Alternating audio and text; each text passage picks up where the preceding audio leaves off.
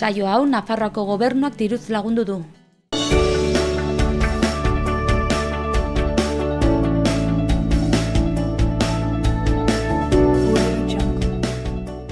Arratsaldeon, zer moduz, otsaiak 8 dugu gaurkoa osteguna. Horrek zer esan nahi du gaur parlamentuan egon garela eta aste honetako gaia zera da.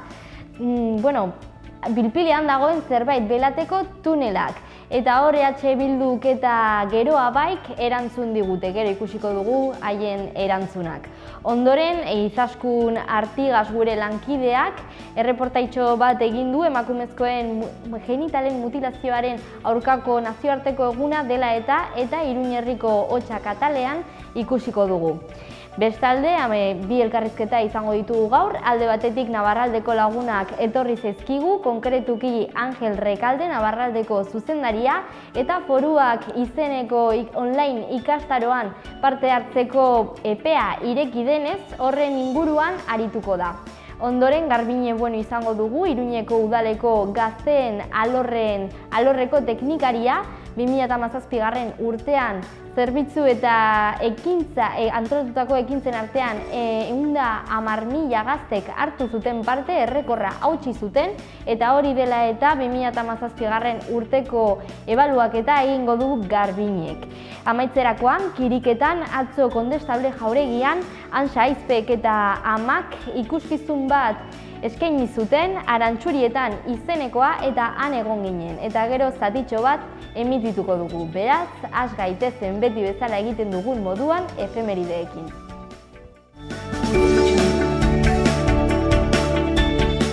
Gaurko lehendabiziko efemeridea 1682 urtean gertatu zen Estatu Batuetan.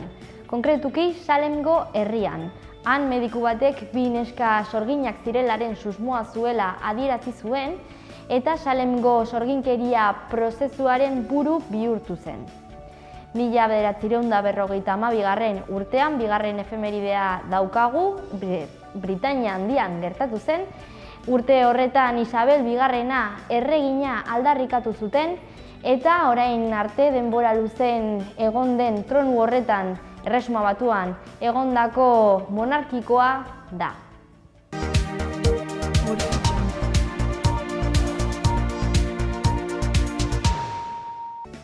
Jarraitu ezagun gaurko lerroburu nagusiekin Aitziber Iturriaren eskutik. Arratsaldeon Ainoa, hauexe dira gaurko egunak utzi dizkigun lerroburuak. Otsaiak 8 honako albiste hauek utzi dizkigu gaurko egunak. Hasteko, Nafarroako kutxaren ikerketa batzordean agerraldiak eginen dituzte apirilaren 13tik ekainaren 8ra. Enrique Goñik Kaneko zuzendari izandakoa, Yolanda Barzina eta Miguel Sanz Nafarroako presidente izandakoak eta Jose Antonio Asiain Kaneko presidente izandakoak azalpenak emango dituzte. Aurrera eginez albisteekin, sindikatuen gehiengoak martxoaren 8ko greba feministarekin bat egin du. LAB, ELA, Steilas, ESK eta 3 sindikatuetako ordezkariek laborduko lanuzteak egiteko deia luzatu dute. Foru gobernuak frankismoko ikur bat kendu du Nafarroako Administrazio Publikoaren Institutuko beirate batetik. Eta aurrera eginez albisteekin gaztelu baten dorre baten aztarnak azaldu dira Iruñan, zehazki Gaztelu plazan Eslaba kasinoaren parean lanean ari zirela. Ikerketa egin bitartean udalak eten egin ditu lan hauek. Nafarroako gobernuak bertzalde adinekoentzako eguneko zentroetarako plazak bikoiztu ditu eta zerbitzua herri gehiagotara zabaltzeko asmoa iragarri du.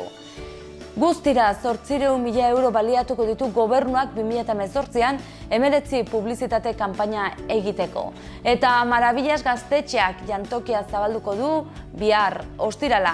Gaueko 9etan izango da inaugurazioa, sarrerak herriko tabernan eta gaztetxean bertan eros daiteke.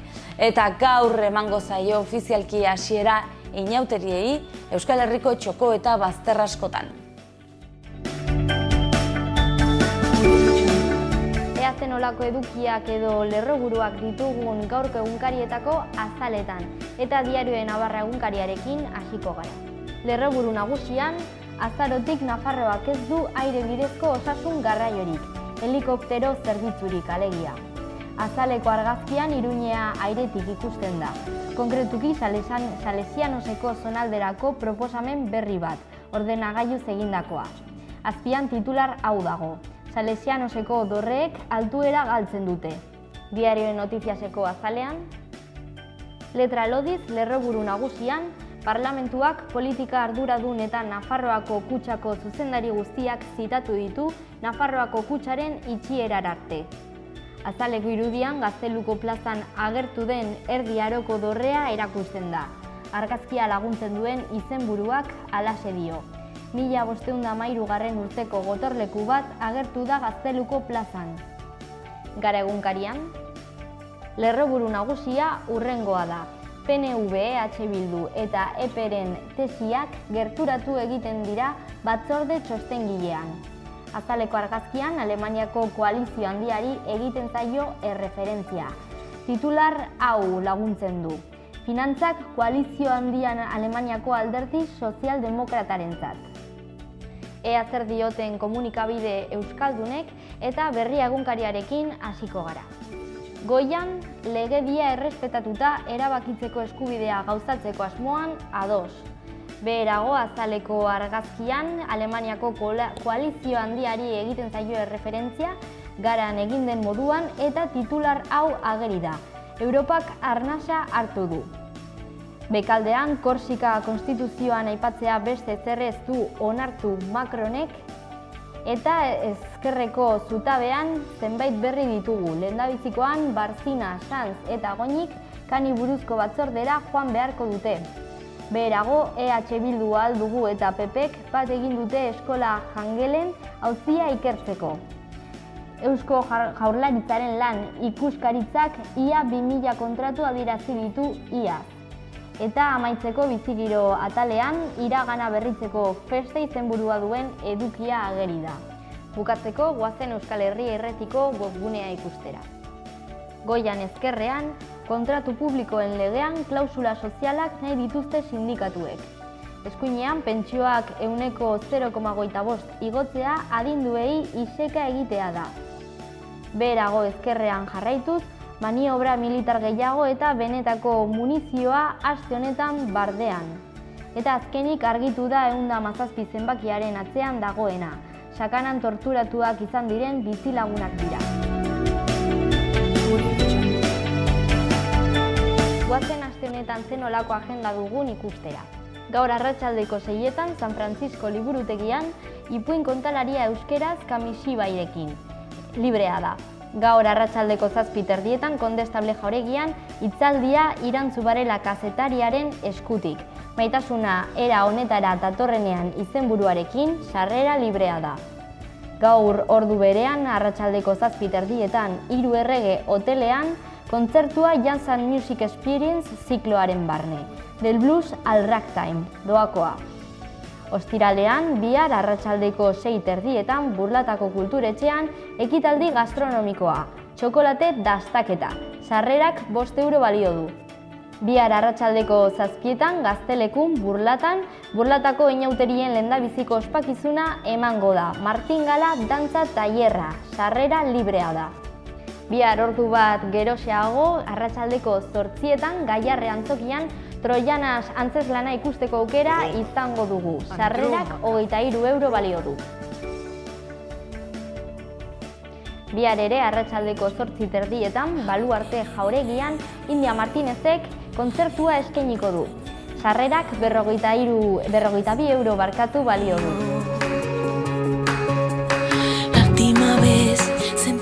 Larun batean eta igandean arratsaldeko 8:00 izango, larrain dantza ikuskizun berezi bat izango dugu. Larrain dantza Nafarroatik 4 haizetara izenburuarekin kantatu egingo da, ez bakarrik dantzatu eta baita antzeztu ere. Sarrerak 6 euro balio du. Azkenik larun batean gaueko 9:00 Arrotxapeako gaztetxean Eguzki Irratiak 35. urteurrena ospatuko du kontzertuak eskainiz. Sarrerak 8 euro eta 10 euro bitartekoak dira, aldez aurretik hartzen baldin badugu 8 eurokoa izango da eta lehiatilan 10 eurokoa hain zuzen ere.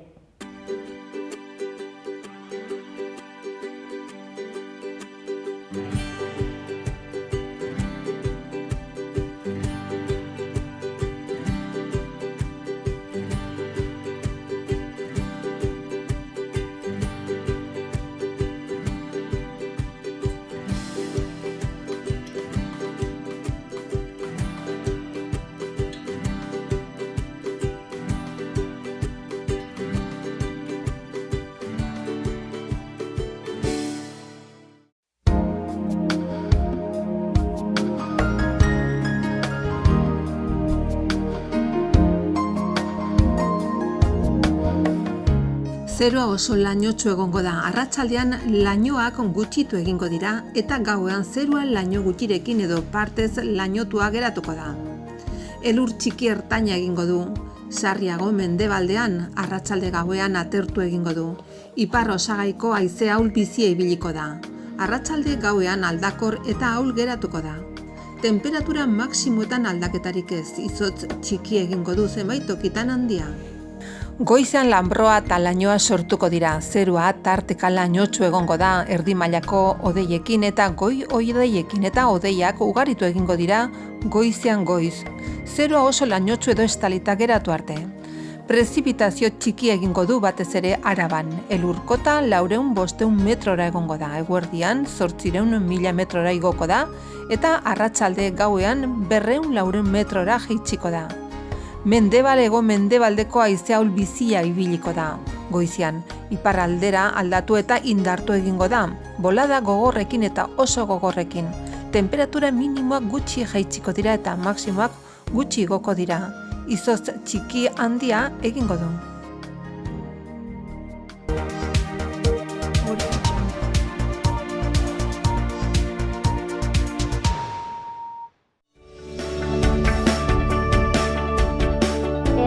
Berriak ditugun Iruña hirian. Hello Guztintxuri Haur Eskolak Erresuma Batua, Suedia eta Rumaniarekin Erasmus Pluseko proiektu bat egiteko hautatuta izan da. Otsailaren 9-tik 23-ra Arrotu Zentruak antolatutako Azteko Sorkuntza Bidaia Nire Dibertsitaterantz izeneko doako laborategian izen emateko epea irekiko da. Bestalde, hirigintza gerentziak eraikin batzuen altuera gutxitzen duen Salesianeseko plan bereziaren proposamena tramitatzeko baimena eman du. Eta azkenik 2017an 1726 pertsonek etxerik gabekoentzako arreta udaleko zentrua erabili zuten. 2016an baino 10% bat gehiago.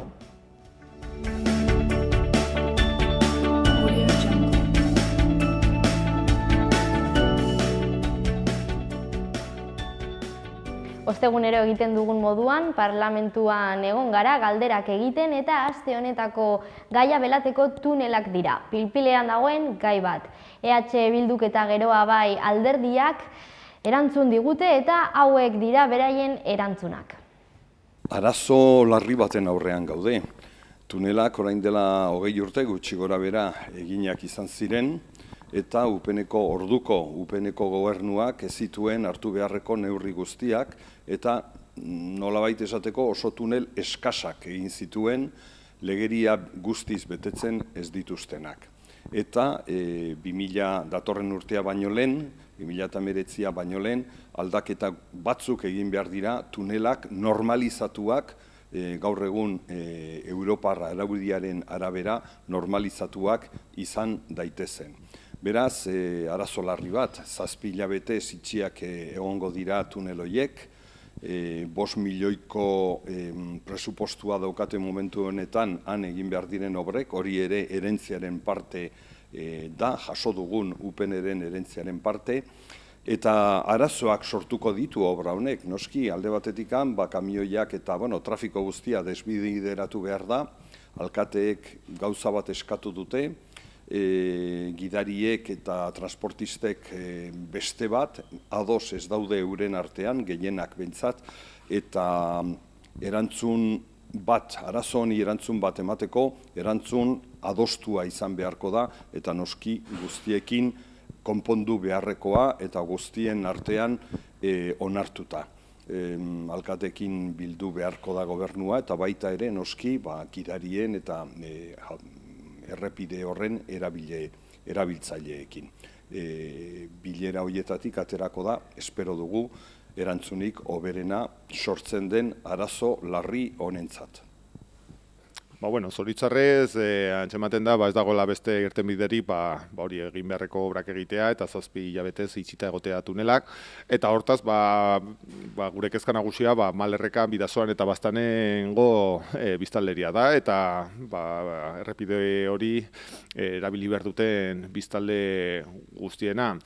Hortaz, normala iruditzen zaigu eta bideragarria zonaldeko alkatek proposatutakoa azkenean gerikoa da Belateko portutik joan behar bada baldintzak kamioilarientzat eta hainbat kotxeentzat zailak izango direla. Egia da portua ez dagoela lehen zegoen moduan, hau da errepidea bestelakoa da, egia da baita ere hainbat kamioilari daukaten trebibesia eta ohitura hori hortan ibiltzeko galdu egin dela. Horregatik guztiarengatik guk uste dugu logikoa dela irtenbide bat proposatzea alkateek egin duten moduan, eta honekin batera baita ere hainbat eragileekin hitz egin behar da akordioak erdiesteko, ez zuzen ere hor dauden eta kamioilariaren eta garraioaren inguruan beraien ekintza ekonomikoa sustatzen duten eragileekin.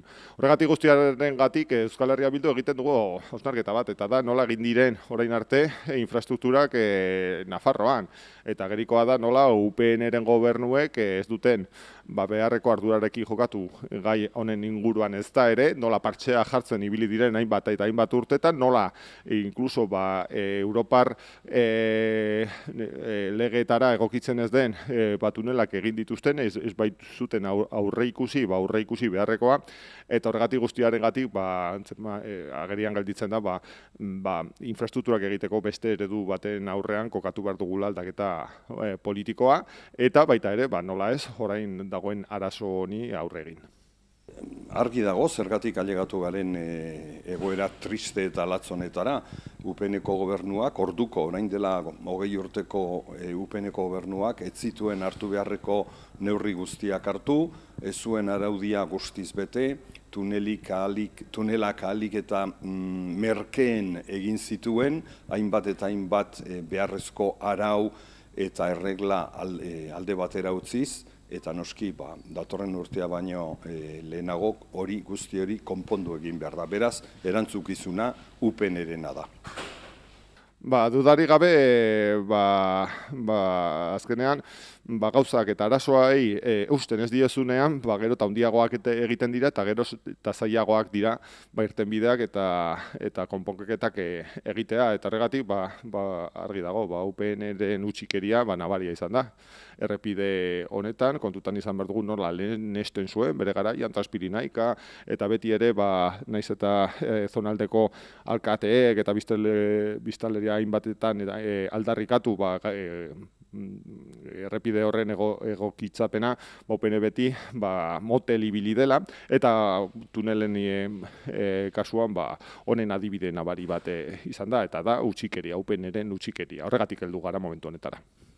Argi dago, olako obra publiko bat egiten denean, noski arauak bete behar dira. Segurtasun juridikoa da garrantzitsuena, edozein obra publiko bat egiten hasi baino lehen. Eta hori da, alde batetik egin behar dena, hots segurtasun juridikoa, obra ongi aztertu, obra ongi ikertu, behar bezalako presupostua jarri, eta orduan obrari ekin. Bitartean, noski, olakorik berriz ez. Lehenik eta behin, lehenetsi beti infrastrukturak, azpiegiturak eta hiritarren beharrak, eta ez beste interes ekonomiko batzuei jarraiki egin diren kontuak. Kontu ganbarazek egin ditu hainbat txosten, eta bertan ikusten da nola Nafarroko gobernuak UPN eta Alderdi Sozialista kudeatzen zutenean, nola infrastruktura garestiagoak atera zaizkigu, hau da, ordaindu dugu 3 aldiz, adibidez Autovía del Camino delakoa, gero bestetik peaje la sombraren formula nola oso kaltegarria izan da Nafarroko ekonomiarentzat, eta hortaz diru hori guztia bideratzen altzen infrastruktura eraginkorrak eta benetan txukunak izango liratekenak, eta horregatik guk uste dugu finanziatzeko formulak aldatu egin behar direla, eta baita ere helburuak zehaztu, eta helburuen zehaztapen horretan Euskal Herria Bildurentzat nazional 128 baten birmoldaketa eta inbertsioa eta tuneletan eragitea lehenesten dugu etorkizuneko erronkei begira. Atzo, Baluarten, terrorismoaren biktimen elkartearen lehendabiziko jardunaldia izan zen Nafarroan, edo Nafarroako lehendabiziko jardunaldia. Bertan, AVT delakoak ezagutarazi zigun zer den, zertan ari den, zer lana egiten duen, zeintzu diren bere helburuak, zer nolako defentsa eta laguntza egiten duen biktimekiko, eta jardunaldi interesgarria izan zen. Penagarria da, gero abairen ustez, UPN eta PP ez bertaratzea. UPNek eta PPek euren ausentzia horrekin argi eta garbi utzi dute, ez daudela biktima guztiekin, baizik eta soilik UPN eta PPren pentsakera eta ideologia eta ordenen menpe daudenekin bakarrik. Pena da, lotxagarria da, guan izan ginen, ezagutu genuen AVT delakoa, ez gatoz bat, hori ere argi eta garbi esan behar da, AVTek defendatzen guztiarekin, baina bai guztiz bat gatoz biktimekin, euren sufrimenduarekin, eta beren abotsa entzutera, beraiekin egotera, eta gure elkartasuna ezagutaraztera joan ginen atzo. Hori ezin dezakete zoritxarrez gaur egun esan, ez UPNek, ez PPek. Bueno, eta azkenik berriz ere Nafarroko Parlamentuan gaitzetsi egin behar izan dugu, nola Nafarroan, azetan Nafarroan otani ezeskoa eman genion, nahiz eta Nafarroa izan zen oso azpimagarria nola insumisioen garaian militarizateari uko egin genion hainbat eta hainbat jendarte, lata guztiz ere jaso behar dugu bardeetan tiro poligono bat. Eta egun hauetan egiten ari dira hainbat maniobra eta hortan bombak botatzen. Eta horregatik guztiarengatik Nafarroko Parlamentuak esaten dio estatuari eta defentsari eta ejertzituari ez dugula nahi. Bardeak Nafarrontzat izan behar direla, parke natural bat dela eta ez daukagula zergatikan izaten jarraitu behar Europa osoan bombak botatzen duten tiro poligono bakarra. Eta espreski hemen Nafarroan horri aurregin behar dugu eta salatzen dugu, eta nik uste dut Nafarroko Parlamentua gogor erantzun beharko diola honekin guztiarekin amaitzeko behingoz.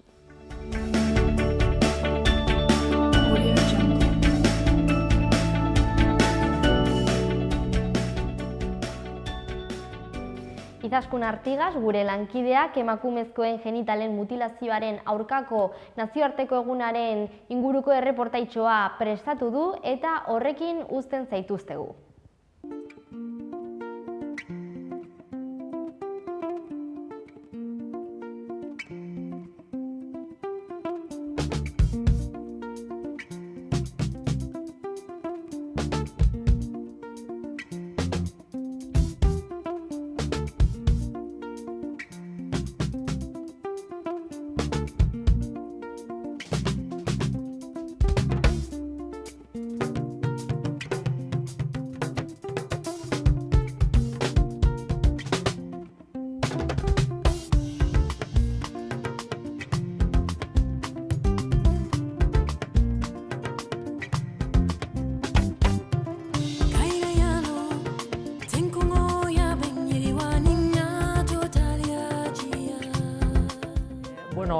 Indarkeria matxista oso handia usten dugu dela eta orain arte ez da horrela onartu eta gure ustez indarkeria hau oso krudela bada ere lan handia daukagu aurretikan aurre egiteko, batez ere. Orduan gertatzen da Afrikan eta Asian, ez da gertatzen hemen, jende asko pentsatzen du hemen arriskua dagoela, baina ez da horrela. Mota ezberdinak daude, batzuk gogorragoak dira, baina azkenean da emakumearen kontrako indarkeria.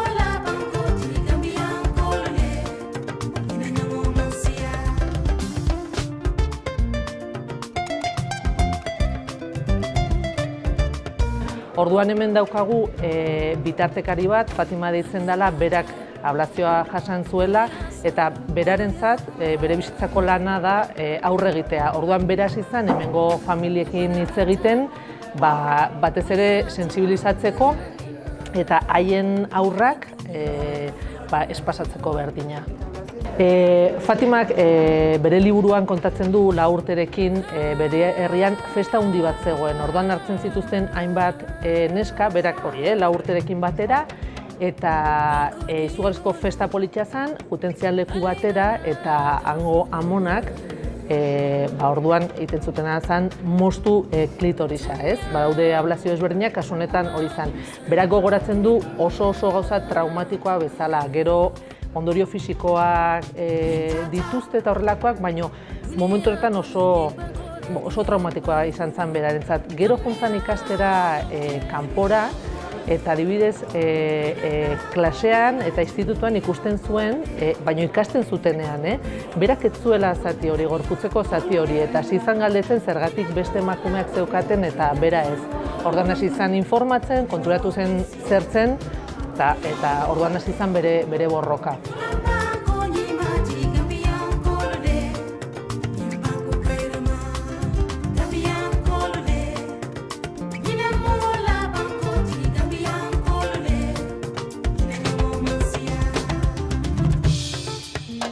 Bueno, jendeak lotzen du asko erlijioa, islam eta ablazioa, eta ez da horrela. Azkenean egiten da bai Asian, bai Afrikan eta Hego Amerikan ere, hori oso kuriosoa da, ze jende askok ez daki. Orduan ez dauka zer ikusirik islamekin. Islamean ez du inun jartzen hori. Orduan honela nola iristen da, gure kasuan adibidez Nafarroan badaude alde batetik Afrikako familiak, han daude emakumeak ablazioa jasan dutela, eta beraiek ez dira oso kontzienteak ze ondorioak dituzten, ze ondorio larriak dituzte, bai fisikoki, bai psikologikoki, eta ez dituzte lotzen. Gure proiektuan funtsezkoa da. Imaginatu ni gerturatzen naizela Afrika familia batengana hemen eta hasten naiz ablazioa hitz egiten, ez diate kasurik egiten. Gainera, gaia tabu da, oso zaila izan da 10 urte hauetan beraiengana gerturatzea eta horretaz hitz egitea. Horregatikan tabu bat delako. Orduan, zein hobe Afrikar pertsona bat haiengana jutea eta esplikatzea zer den. Eta askotan kostatu zaie ulertzea, baina gero eta emakume eta gizon gehiago ulertzen dute zer den eta ze ondorioak dituzten, eta ja ez dute hori nahi bere aurrentzat. Bai, guk adibidez alde batetik lan egiten dugu ja mutilazioa jasan dutenekin, ez? Baina beste alde daude gutxi gora bera 200 neskatxo inguru arriskoan daudela. Orduan esaten dugu, hemen hemen Nafarroan, baino hemen ez da ezer gertatzen. Gauza da, oporretan juten direnean bere herrialdetara posible da gertatzea. Orduan area juten dira, bere amonak hartzen diete eta orduan egiten dute. Zer egin dugu hemen? Protokolo bat egin dugu. Protokolo bat batzutan ez da oso erraza esplikatzea, ze protokolo honek esaten duena da hemen gurasoak sinatu behar dutela orri bat, esanez ez dela ezer gertatuko, eta bueltan medikuek begiratzen dute aurra eta zeo zer gertatu baldin bazaio gurasoak kartzelara joango dira. Guk ez dugu nahi hori gertatzea, baina momentuz oso ongi funtzionatzen du, ze hemengo familiak dirua bidaltzen dute Afrikara. Orduan, han esaten dute kartzelara joeten bazeate ez dugu jasoko dirurik, eta orduan pixkat gogorra esplikatzeko, baina momentuz funtzionatzen du. Azkenean, segunta ze tokitan, baino ez dauka erlijioa ez dago erdian. Asko dira tradizioak. Eta tradizio horretan esaten badizute, gainera, importantea da, beste aldean jartzea. Hango familiendako hori da hoberena. Osea, Afrikan, hori egiten duten familiek edo herrialdek, beraientzat hoberena da pertsona horretarako, emakume horretarako. Orduan horregatikan egiten dute. Guk nahi duguna da, haiei kontatzea hori ez dela ona. Eta indarkeri oso brutala dela.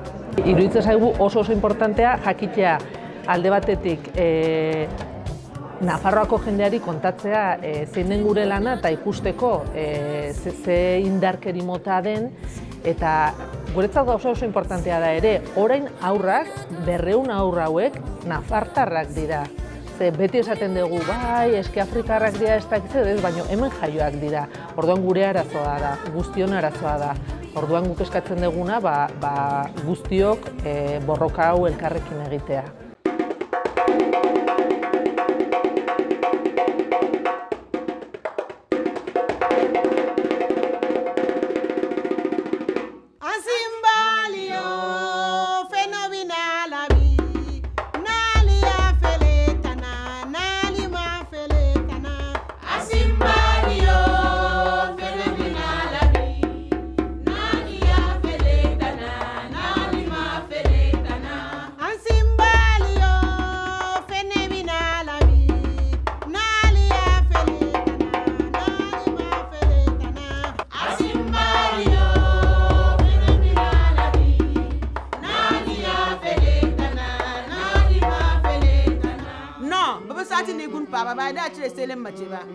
خف على فقد فروع نسائكم هذا حرام علينا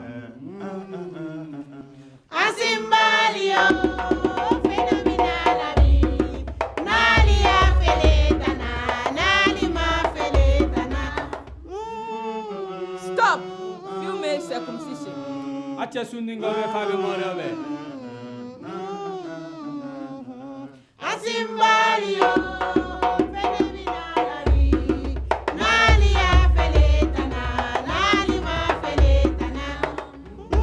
Mutilación genital femenina.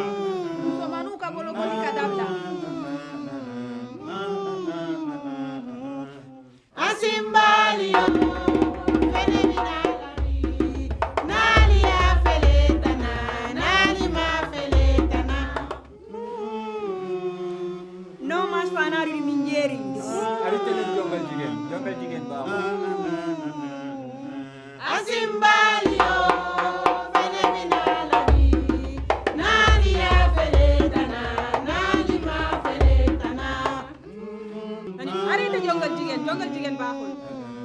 Non à l'excision des filles.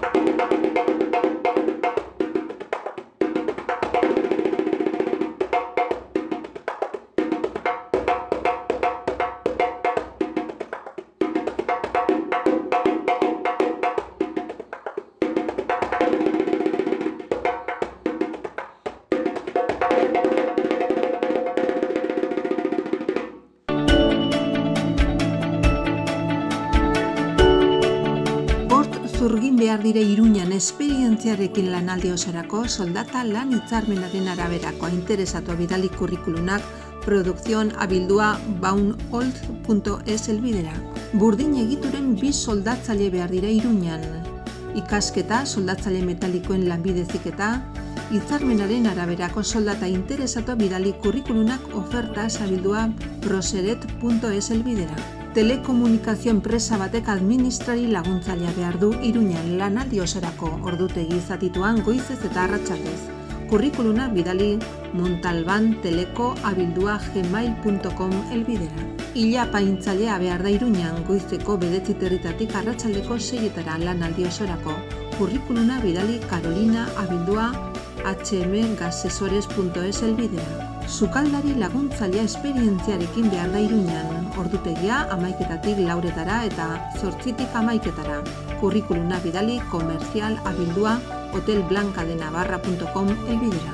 Berriobeitiko behi aziendategi batek langilea behar du astelehenetik ostiralera 7:30 12:30 eta 3:00 6:00. Igandetan 7:30 11:30. Soldata gordina hilabetean 1.300 euro. Kurrikuluna bidali teknologo72@abildua.gmail.com helbidera. Batxiller mailako matematika, fisika, kimika irakaslea behar da.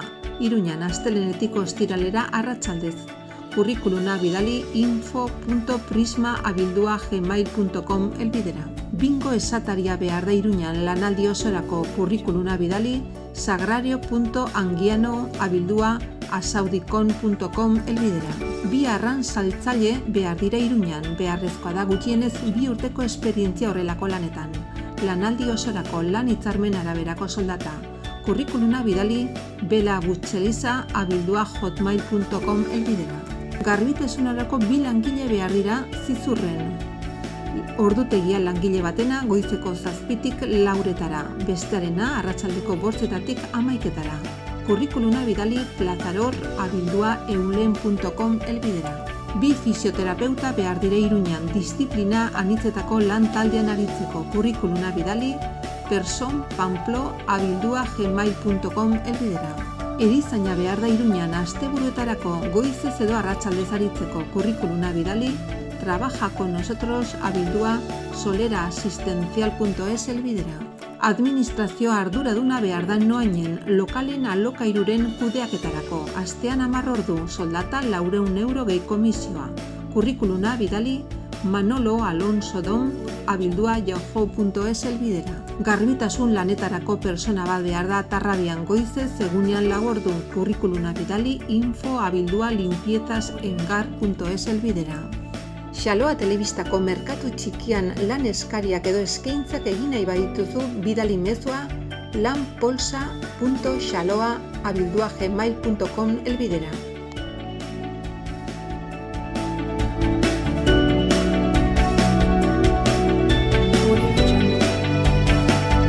Ternera de Navarra, Nafarroko aretxea.